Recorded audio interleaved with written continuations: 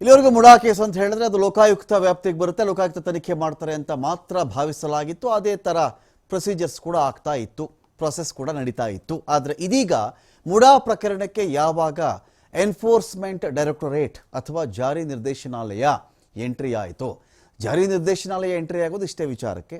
PMLA ಅಡಿಯಲ್ಲಿ prevention of money laundering act, ಒಂದು ಕಡೆಯಿಂದ ಇನ್ನೊಂದು ಕಡೆಗೆ ಹಣಕಾಸಿನ ಅಕ್ರಮ ವರ್ಗಾವಣೆ ಆದಂಥ ಕೇಸ್ಗಳಿಗೆ ಸಂಬಂಧಪಟ್ಟಂತೆ ಅದನ್ನು ಹ್ಯಾಂಡಲ್ ಮಾಡೋದು ಜಾರಿ ನಿರ್ದೇಶನಾಲಯ. ಇಂಥ ವಿಚಾರಗಳಲ್ಲಿ ಏನಾಗುತ್ತೆ ನೋಡಿ, ನೀವು CBIಗೆ ತಡೆ ಒಡ್ಡಬಹುದು, ಆದರೆ ED ಅಥವಾ IT ತಡೆ ಒಡ್ಡಕ್ಕಾಗಲ್ಲ. ಎಲ್ಲಿ ಬೇಕಾದರೂ ಎಂಟ್ರಿ ಆಗಿ ಅವರಿಗೆ ದೂರು ಬಂದ ಹಿನ್ನೆಲೆಯಲ್ಲಿ ಅವರು ಚೆಕ್ ಮಾಡ್ಕೊಳ್ಬಹುದಾಗತ್ತೆ. ಇದರಾದಮೇಲೆ ಏನಾಯಿತು, ಯಾವಾಗ ED ಎಂಟ್ರಿ ಆಯಿತು ನೋಡಿ, ಲೋಕಾಯುಕ್ತ ಎಂಟ್ರಿ ಆದಾಗಲೂ ಕೂಡ ಮುಖ್ಯಮಂತ್ರಿಗಳ ಫ್ಯಾಮಿಲಿಯ ಕಡೆಯಿಂದ ನಿವೇಶನಗಳನ್ನು ಏನು ಮಾಡಬೇಕು ಎನ್ನೋ ಬಗ್ಗೆ ಎಲ್ಲೂ ಕೂಡ ಚರ್ಚೆ ಆಗಿರಲಿಲ್ಲ, ಅಥವಾ ನಮಗೆ ಮಾಹಿತಿ ಗೊತ್ತಿರಲಿಲ್ಲ ಅಂತ ನಾವು ಭಾವಿಸೋಣ.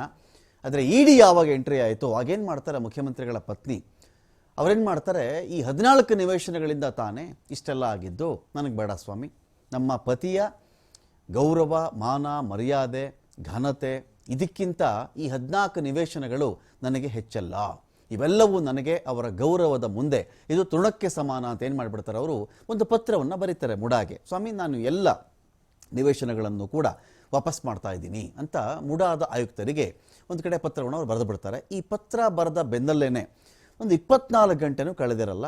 ಅಷ್ಟು ಹೊತ್ತಿಗಾಗಲೇ ಏನು ಮಾಡುತ್ತೆ ಮುಡಾ, ಯಾರ ಹೆಸರಲ್ಲಿ ಖಾತೆ ಇತ್ತು ಅಂದರೆ ಸಿದ್ದರಾಮಯ್ಯವರ ಪತ್ನಿ ಶ್ರೀಮತಿ ಪಾರ್ವತಿ ಅವರಿದ್ದಾರಲ್ಲ, ಅವ್ರ ಹೆಸರಲ್ಲಿ ಖಾತೆ ಇತ್ತಲ್ಲ, ಎಲ್ಲ ಖಾತೆಯನ್ನು ರದ್ದು ಮಾಡಿಬಿಟ್ಟಿದೆ. ಸಿದ್ದರಾಮಯ್ಯ ವಿರುದ್ಧ ಮುಡಾ ಹಗರಣದ ಕೇಸ್ ಈ ಒಂದು ಕಾರಣದಿಂದಾಗಿ ಟ್ವಿಸ್ಟ್ ಪಡ್ಕೊಂಡ್ಬಿಡುತ್ತಾ ಅಂತ ಒಂದು ಪ್ರಶ್ನೆ ಕೂಡ ಬರುತ್ತೆ. ಕೆಲವರು ಹೇಳ್ತಾರೆ, ಇಲ್ಲ ಅಕಸ್ಮಾತ್ ಈ ಒಂದು ವಿಚಾರದಲ್ಲಿ ಆ ಥರ ಅವರು ಹಿಂದಿರುಗಿಸಿದ್ದೇ ಆದರೆ ಅವರ ಶಿಕ್ಷೆಯ ಪ್ರಮಾಣ, ಒಂದು ವೇಳೆ ಈ ಕೇಸು ಲಾಜಿಕಲ್ ಎಂಡ್ಗೆ ಹೋಗಿ ಇದರಲ್ಲಿ ತಪ್ಪಿತಸ್ಥರಿದ್ದಾರೆ, ಇವರಿಗೆ ಶಿಕ್ಷೆನೇ ಕೊಡಬೇಕು ಅಂತ ಡಿಸೈಡ್ ಮಾಡಿದ್ರೆ ಆಗ ಶಿಕ್ಷೆಯ ಪ್ರಮಾಣ ಕಡಿಮೆ ಆಗಬಹುದೇ ವಿನಃ ಕೇಸೇ ಖುಲಾಸೆ ಆಗ್ಬಿಡಲ್ಲ ಅಂತ ಕೆಲವರು ಹೇಳ್ತಾರೆ.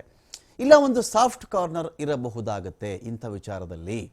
ಇದು ಈ ಒಂದು ವಿಚಾರದಲ್ಲಿ ನಿವೇಶನ ಗೊಂದಲಗಳಾಗಿದೆ, ಪತ್ರ ನಕಲಿ ಅಸಲಿ, ಯಾರ್ದೋ ಹೆಸರಿನ ಜಮೀನು ಇನ್ಯಾರಿಗೋ ಹೋಯಿತು, ಯಾವಾಗಲೂ ಪರಿಹಾರ ಕೊಡಬೇಕಾಗಿತ್ತು, ಇನ್ನೇನೋ ಮಾಡಿದ್ರು, ಇದರಲ್ಲಿ ನಿಯಮಗಳೆಲ್ಲ ಬದಲಾವಣೆಗಳಾಯಿತು, ಇದರಲ್ಲಿ ನೇರವಾಗಿ ಸಿದ್ದರಾಮಯ್ಯ ಅವರ ಪಾತ್ರ ಏನು ಅಂತ ಬಂದಾಗ ಅಕಸ್ಮಾತ್ ಒಂದು ಪನಿಷ್ಮೆಂಟ್ ಸ್ಟೇಜ್ಗೆ ಹೋದರು ಆಗ ಒಂದಷ್ಟು ವಿನಾಯಿತಿಗಳು ಇದರ ಆಧಾರದ ಮೇಲೆ ಸಿಗುತ್ತೆ ಅಂತ ಕೆಲವರ ಅಭಿಪ್ರಾಯ. ಅದೆಷ್ಟು ಮಟ್ಟಿಗೆ ಸ್ಟ್ಯಾಂಡ್ ಆಗುತ್ತೆ ಸ್ಟ್ಯಾಂಡ್ ಆಗಲ್ಲ ನಮಗೆ ಗೊತ್ತಿಲ್ಲ. 14 ಸೈಟ್ಗಳಂತೂ ಇದೀಗ ಮುಡಾಕ್ಕೆ ವಾಪಸ್ ಬಂದಾಯಿತು. ಮುಂದೇನು 14 ಸೈಟ್ಗಳು, ಯಾವ 14 ಸೈಟ್ ಪಡ್ಕೊಂಡಿದ್ದಾರೆ ಅಂತ ಆರೋಪವನ್ನು ಮಾಡಲಾಗ್ತಾ ಇತ್ತು, ಆ ಸೈಟ್ಗಳು ಮುಡಾಗೆ ಬಂದ ಮೇಲೆ ಮುಂದೇನಾಗುತ್ತೆ ಅಂತ ತನಿಖೆ ವೇಳೆಯೇ 14 ಸೈಟ್ಗಳನ್ನು ವಾಪಸ್ ಕೊಟ್ಟುಬಿಟ್ಟಿದ್ದಾರೆ ಇವರು. ಹಾಗಾಗಿ ಕೊಟ್ಟ ಮೇಲೆ ಬೀಸುವ ದೊಣ್ಣೆಯಿಂದ ಪಾರಾಗ್ಬಿಡ್ತಾರಾ ಮುಖ್ಯಮಂತ್ರಿ ಸಿದ್ದರಾಮಯ್ಯನವರು ಅಂತ ಹೇಳಿ ಒಂದು ಪ್ರಶ್ನೆ ರೈಸ್ ಆಗಿದೆ. ಅದಕ್ಕೆ ಈ ಕ್ಷಣಕ್ಕೇನೆ ಕೋರ್ಟಲ್ಲಾಗ್ತಕ್ಕಂಥ ಬೆಳವಣಿಗೆಗಳು, ಲೋಕಾಯುಕ್ತದಲ್ಲಾಗ್ತಾ ಇರ್ತಕ್ಕಂಥ ಬೆಳವಣಿಗೆಗಳು, ಜಾರಿ ನಿರ್ದೇಶನಾಲಯದ ತನಿಖೆ ಹಂತದಲ್ಲಿ ಆಗಬಹುದಾದ ಬೆಳವಣಿಗೆಗಳನ್ನು ನಾವು ಈಗಲೇ ಊಹೆ ಮಾಡೋಕ್ಕಾಗಲ್ಲ. ಇದೆಲ್ಲವನ್ನೂ ತನಿಖೆ ಮಾಡಿದ ಮೇಲೆ ಆ ರಿಪೋರ್ಟ್ ಏನು ಹೇಳುತ್ತೆ ಅದು ಕೂಡ ಇಂಪಾರ್ಟೆಂಟ್ ಆಗುತ್ತೆ. ಆಯ್ತಪ್ಪ ED ಕೊಟ್ಟುಬಿಟ್ರು, ಆಯಿತು ಲೋಕಾಯುಕ್ತ ಕೊಟ್ಟುಬಿಟ್ರು ಅಂತ ಮಾತ್ರಕ್ಕೇ ಸಿದ್ದರಾಮಯ್ಯ ಅವರ ಬಳಿ ಇದ್ದಂಥ ಎಲ್ಲ ಆಪ್ಷನ್ಸು ಕ್ಲೋಸ್ ಆಯಿತು ಅಂತ ಕೂಡ ಭಾವಿಸಬೇಕಾಗಿಲ್ಲ. ಅಪ್ ಟು ಸುಪ್ರೀಂ ಕೋರ್ಟ್ ಅವರು ಕೂಡ ಫೈಟ್ ಮಾಡಬಹುದಾಗತ್ತೆ. ಅವರು ತಪ್ಪು ಇದೆಯಾ ಅಥವಾ ಇಲ್ವಾ ಈ ಒಂದು ವಿಚಾರವನ್ನು ಸುಪ್ರೀಂ ಕೋರ್ಟ್ ಡಿಸೈಡ್ ಮಾಡುತ್ತೆ.